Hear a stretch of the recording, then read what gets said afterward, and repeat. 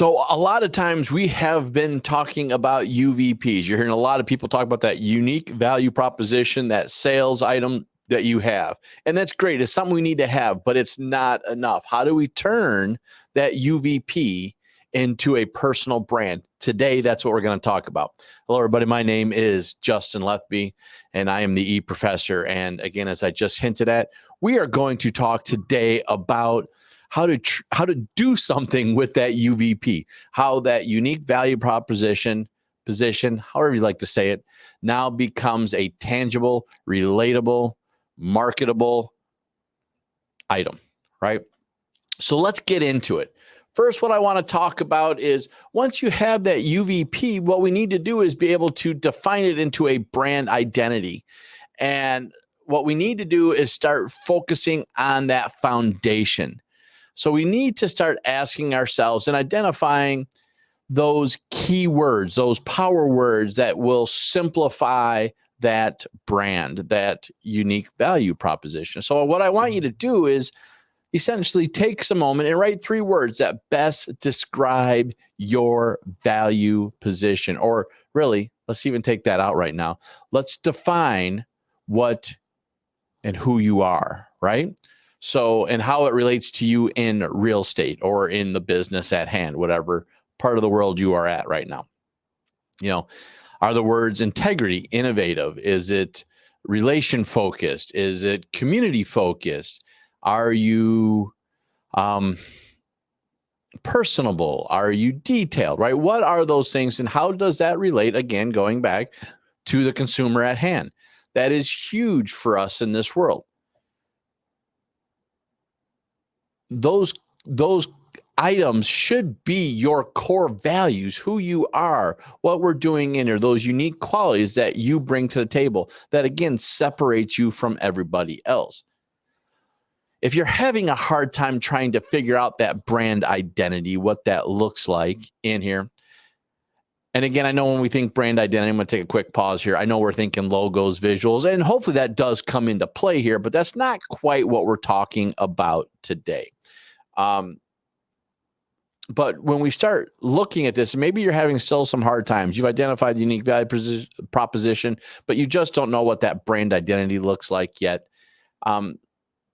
Consider your past experiences. Consider those feedback items, those stuff you had, the comments and maybe criticisms that you've had in the past that you've clarified, perfected, cleaned up, whatever. Those items are all going to help you do this.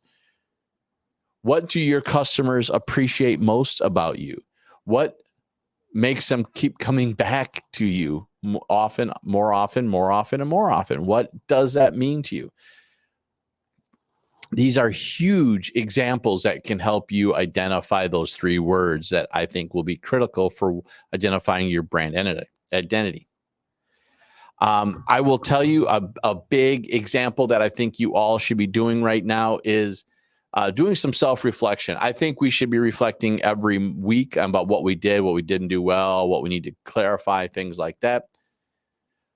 But take some time this week, this month, we're in August, and help identify who you are. Think about who you are. Think about what you do. Think about where your goals are, where your skills lie, what gets you up in the morning, what you do and feel about your clients, customers, and consumers. What is that stuff? Do some reflecting. And better yet, one of the most fascinating activities I think you can do is if you can get a bunch of people in the room, maybe it's your fellow colleagues in the office or things like that, is put a piece of paper on your back and have them write 1 word that identifies who you are. I'm going to tell you, it seems really, really weird. I'm going to give you a quick story on this because I found this extremely illuminating for me personally, where I did this. I had an activity. I was in a training event months ago, well, years ago, really. And they put it all on there. And I'm a technology guy. And I've gone through with most of these folks and satisfied and solved technology problems for them. And I really thought that's how they saw me.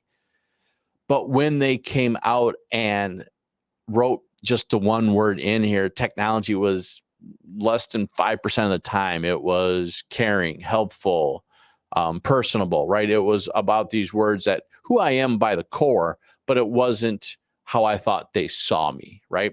So it's always a good idea. If you don't want to do that, just email a bunch of people, have them write one word email. Just say, take 1 second, write one word that you think reflects about you and do it. If you wanted to, you can do a survey. So it could be more anonymous. Some people get very private about how they want to share stuff. So that could be another way of getting that done. So just one way to think about that brand identity. It's a real good exercise to do. Once you have identified that brand identity, what you're doing, now we want to be able to communicate that item to represent and reflect that idea. So what we want to do next is have consistent messaging. It is crucial to ensure that our message is consistent among all platforms, right? Social media, emails, video, marketing materials, flyers, whatever. So whatever that is, that UVP, 3 words or less, even that one simple sentence, we need to make sure that is clear in all our email, social medias, face-to-face interactions, that we're there and we're reflecting that. That consistency will always build that trust in you and it reinforce your brand identity.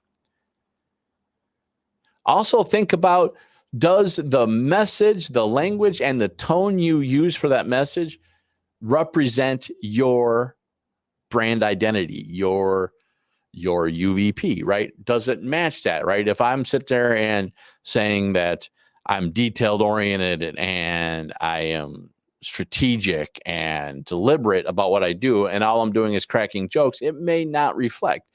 Whereas if I am more, and I think I'm friendly and I'm approachable and I help bring relationships together and I do that, I need to be more open. I need to have more smiles in my conversation. I need to keep that. So always do make sure your tone definitely communicates your identity that you're trying to come out there. I would encourage with that, make sure you do build a voice guide. And again, if you don't know how to do that, use some ChatGPT. I've shown videos earlier how to get that done and how to make that happen. So make sure you come in there and put that into place. That would definitely be a helpful way of getting this done. But having that voice guide will definitely help you. And if you're going to hire anybody to do some marketing for you, that'd be good.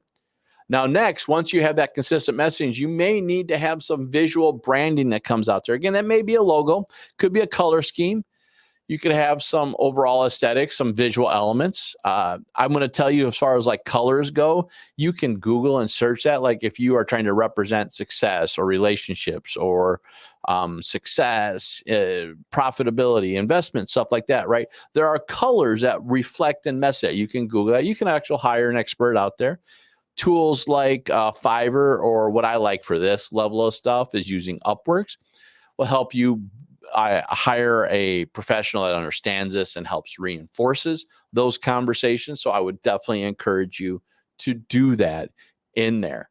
Logos are important, but once you now have identified that brand identity, you can go out there. I will tell you, I used to teach this quite a bit. Fiverr.com is still great and very, very good. And it's an affordable, economical way of building great logos. I'm going to tell you, though, the reason they can do this at such an economical rate is it's fairly templated out. So it may not be representing that visual brand you're looking for. I'm going to tell you right now, especially for Fiverr.com, they're great logos, but I can pick a Fiverr.com logo out really pretty quick and do it pretty well. So I'm going to always recommend taking that next step up if you can financially for doing that. Remember, I want you to know that your visual branding on your website, on all your social media platforms, this is your first impression. This is that door knock. You open the door, they're saying hi, they're getting that first feel for you. So make sure it does reflect and you're happy with it. So working again with a professional designer is going to be a really good way of getting that done. Next, content creation. This is huge, folks. I'm a big proponent in content creation of doing videos. I think it's one of the best ways to get this done. I like video for content creation, one, because it's a visually strong brand, and I'm a big visual person. Most of us are 60%, 67% of us are visual learners, which means that's how we're gathering information for the majority of us. But what I also like about video is it is recreatable in other formats, right? I can take my video and I can extract out the audio and I can make a podcast. I can take the podcast and extract out the transcription of those words and make it into several blogs. I also can take my video and use tools like Opus Pro or other things like that and create short snippets, shorts, reels, TikToks, and I can put them out there and reproduce that content really quickly. So I think having it out there and understanding what your messaging is and what your values are and how you can resonate that with your audience is going to be huge. And I think video is one of the best ways to do it. But it's not the only ways. Again, blogs, social media posts, whatever, you can do that out there. Again, if you have looked at my earlier videos, you will see ChatGPT, Canva tricks to help to duplicate and bulk create a lot of formats out there that will help you do this. But one of your videos, one of your posts, one of those things should be talking about your UVP, how you've helped people, providing examples, how you plan on helping people in the future and thinking about that, right? And having that video, if you're going to do that, think about those pain points and those interests of that target audience. What questions do you frequently ask? What information are they thinking? And you may not know these right off the bat. Again, I can always, you can always use an AI tool to help brainstorm that stuff and put that out there and put it in there. Once you have done that, though, now you need to create that consistent format of engaging with your audience, or rather posting to your audience. We're going to talk about engaging here in a second, but you can use content calendaring, right? There are several people, Marquis Lemons, Carrie Little, Kate. They all have social media tools out there, classes that do that. I have my own that will tell you about creating a calendar for all that stuff. Tools like Canva, you could actually produce out there. I use a tool like Social Bee to help multi-produce that stuff out there and get it out there on a consistent basis. So, figure out what that content calendar looks like, how to organize it, make sure it's being consistently broadcasted into those environments. And then make sure you're engaging, right? If they're posting comments, engage back. Start asking questions, put polls or Q&A sessions, and even live videos will help you put that information out there. This will not only help grow your audience, but build a stronger, consistent group of followers that you have connected with. So make sure you are doing that content creation. Again, we talked about engaging, but you need to engage with them in the format they're in the world. And that's what makes our world a little bit tougher, because we need to be in the social media tools. We need to be out there, right? So Facebook, Instagram, TikTok. Now, you don't got to be in all of them, but you do got to be wherever you think your clients are at, and you have to be active in that environment. So please make sure you are actively involved in there and getting that done. And if you can, personalize those interactions. Live is great. If you're doing a live event, you can call them out by name and do that. Even if you're doing a recorded event, if someone had a question, you could say, hey, Angela had a great question yesterday, and I want to make sure I share it with you. So, and put that out there, right? If you can put them out there, every single one of us like to hear our own name. It makes life extremely easier for you.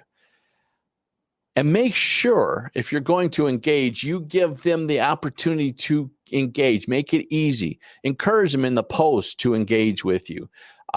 Put something on your website where they can comment, or put questions out there. Even put a survey panel out there where they can engage and ask questions.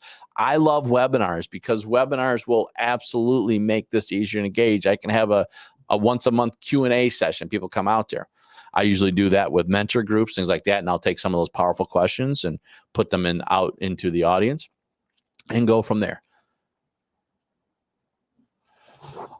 Two more things. And we're not going to spend a lot of time on this. I do want to spend a couple seconds on each of these because they matter. But